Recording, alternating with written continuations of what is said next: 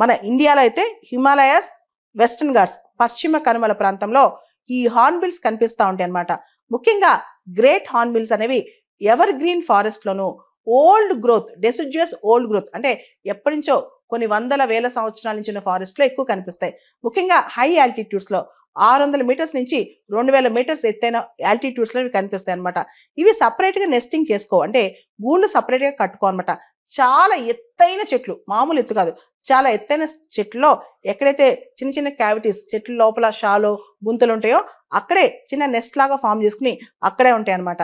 Actually hornbills అనేవి ఫ్రూజివోరస్, అంటే fruits ఎక్కువ తింటాయి అనమాట.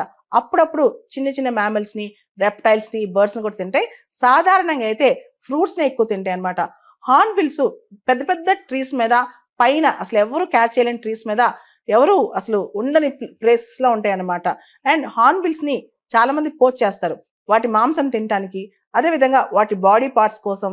దాంతో పాటు ఎక్కడైతే ఫారెస్ట్ నరికేస్తారో, చెట్లను కొట్టేస్తారో హార్న్బిల్స్ అక్కడ ఉండలేవు అనమాట. ఎందుకంటే వాటికి చాలా ఫ్రీగా ఫ్లై చేయాలని అనిపిస్తూ ఉంటుంది. కాబట్టి చెట్లు, ఫారెస్ట్లు కొట్టేయడం వల్ల హార్న్బిల్స్ మిస్ అయిపోతున్నాయి అనమాట.